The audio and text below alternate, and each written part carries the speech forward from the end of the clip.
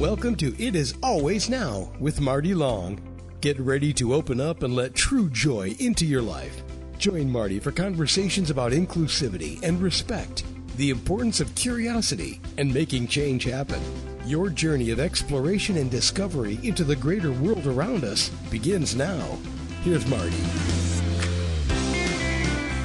Greetings.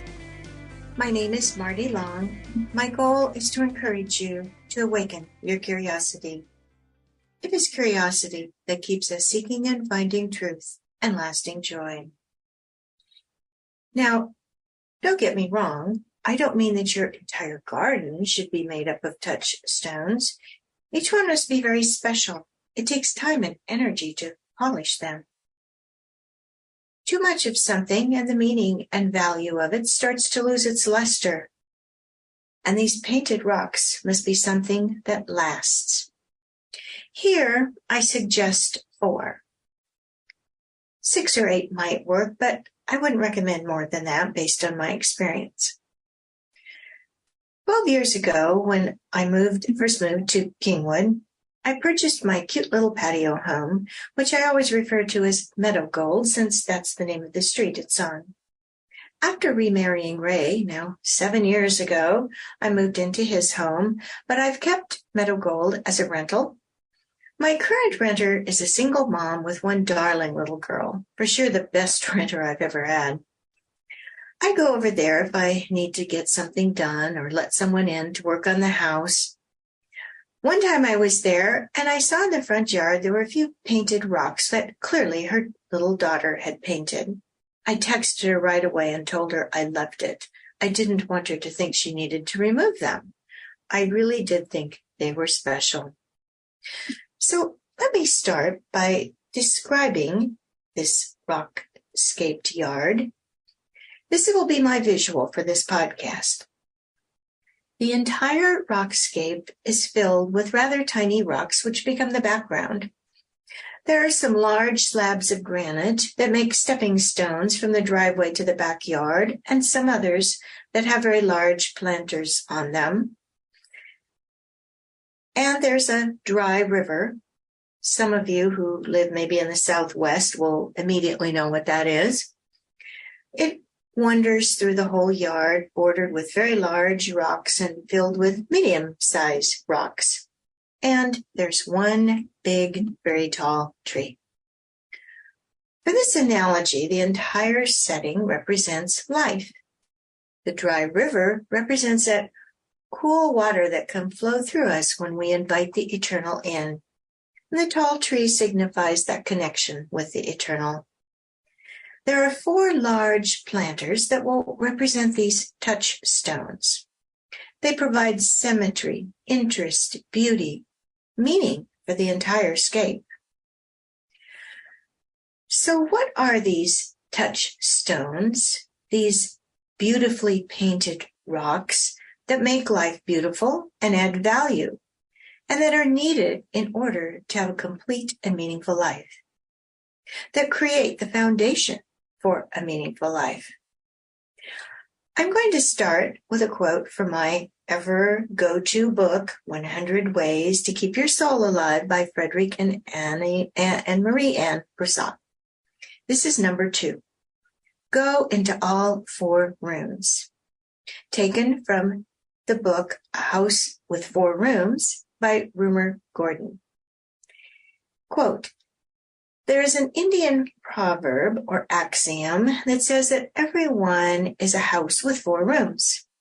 Planters, in my analogy. A physical, a mental, an emotional, and a spiritual. Okay, the stage is set. Let's get started.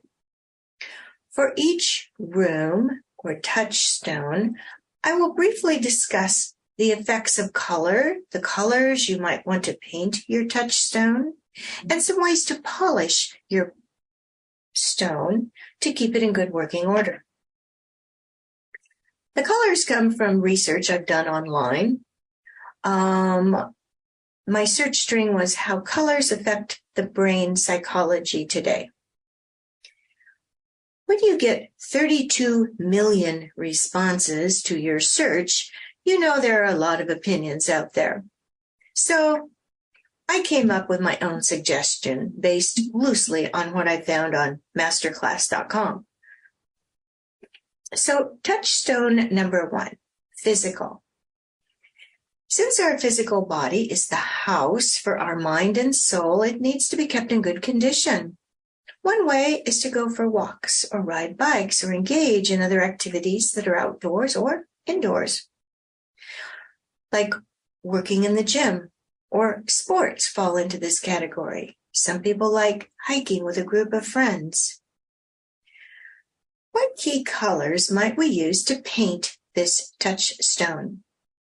Well, greens for the natural world, and which generates a tranquil and rejuvenating mood, along with a splash of red that generates a stimulating effect. And how do we polish this touchstone? It can start by having an exercise routine. Sometimes we can combine several rooms at once, like my podcast about walking the green belt and meditating at the same time. So here's a quote about this particular touchstone. In the midst of regular life, running is the touchstone that breathes adventure into your soul. This was Kristen Armstrong. Touchstone number 2, emotional. There are many ways to support your emotional side. For this discussion, I will focus on friendships. Note that I use plural. I don't know about you, but I have found friendships to be somewhat fluid. Sometimes old friends fade away a bit, or for whatever reasons we drift apart. But new ones enter our lives, often when we least expect them and most need them. Some new friendships take hold immediately. Others take more time to mature, but each one is unique and special. And together, our friends provide strength and meaning for our lives. So what key colors might we use to paint this touchstone? I suggest yellow, which energizes and provokes feelings of happiness and optimism, combined with light blues that have a very calming effect. And how do we polish our friendship painted rock? Communication tops the list, I think. So sometime today, phone a friend. Maybe get together for a cup of coffee or a glass of wine. Maybe call someone who lives far away and you do not communicate with often. Personally, I have several special people on that list. I find messaging also works well. The nice thing is you can send a text and your friend can respond when they have a minute. No pressure. So here's a quote for this touchstone. Friendship is the touchstone by which we may know the purity of any relationship, human or divine. It has the sweetness of all forms of love without their contamination. Next, touchstone number 3, the mental rune in our body. Now, variety is the spice of life. The more ways we engage in our mind, the better.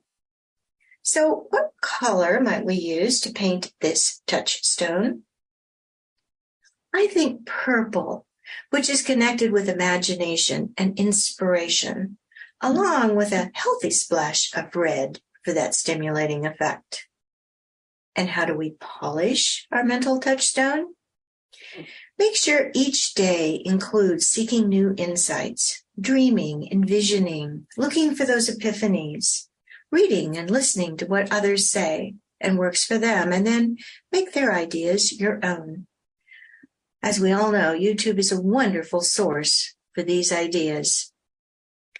And here's a quote about this touchstone. This is by Henry David Thoreau. Dreams are the touchstones of our character. Touchstone number 4, spiritual. This is where we connect with that something outside of self, which I call the eternal. Following the quote above, let's think about a room. Rooms generally have 4 corners. So I came to the conclusion that there are 4 corners in our spiritual room. Briefly, they are meditation, clearing our heart and mind, prayer, seeking guidance and wisdom from the eternal, study, where we seek and keep seeking new truths, and then pondering, letting the many thoughts in our mind come together in a meaningful way.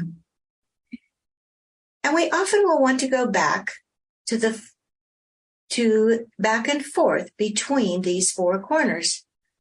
They all work in concert. So what color might we wish to paint this touchstone?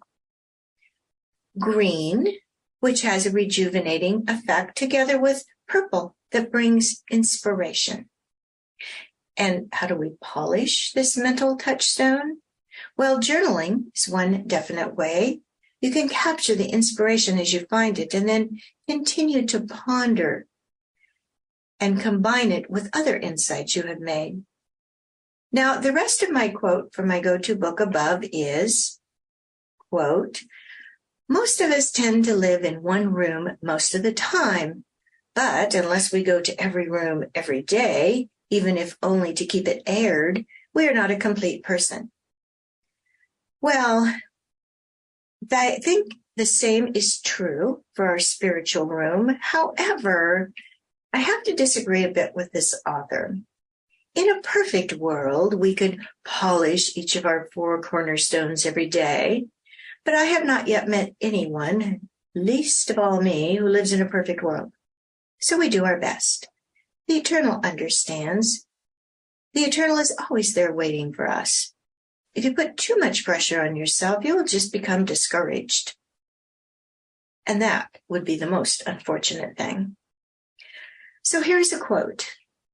"The Spirit beholds a new world in every moment." From my favorite Rumi. "The Spirit beholds a new world in every moment." Now, one more quote from 100 Ways. Number 25. "Don't make comparisons." Quoted from Bali Shan Tove as the author, but no book cited here. Quote, "Everyone is unique. Compare not yourself with anybody else, lest you spoil God's curriculum." Lest you spoil God's curriculum. That's key. We are each unique, and God has a unique plan for each of us. Now, here is a quote. "Once you become aware that the main business that you are here for is to know God, most of life's problems fall into place of their own accord." J.L. Packer. Now, I want to bring a little bit of another topic in here just for a moment. It may seem unrelated at first, but give me a chance. Biofeedback. At its most basic level, it is your body, your mind, your heart, your emotions responding to your state of being at any given moment. It is the way your physical body reacts to your emotions and state of mind. Yes, I have found the muse that helps me better understand and identify my emotions, so I can tweak them and learn to better control them, which truly has worked for me. Partly, I think, because I'm so very visual and seeing a lot of birds, which is good, or stars not so good, and the graphs that Muse makes for me helps me better understand and connect with the feedback. But naturally, there are other ways to listen to your body. You can ask yourself, what was I feeling? Was I physically tense, anxious, impatient? Was I emotionally frustrated, dismissive, irritated? Was I mentally engaged or thinking about other things and wanting to block it out? Was I spiritually hot or spiritually cold? If you do this immediately while the experience you want to evaluate is fresh, you will get more out of it. You're more likely to come to a realization, an epiphany on how you can better control your emotions in the future. But if you hang up and go right out to other activities, you'll lose the moment. For what it's worth, we'll leave it there for now. But keep in mind, it is always time to polish your touchstones. Now is always the time to evaluate your responses. It is always now.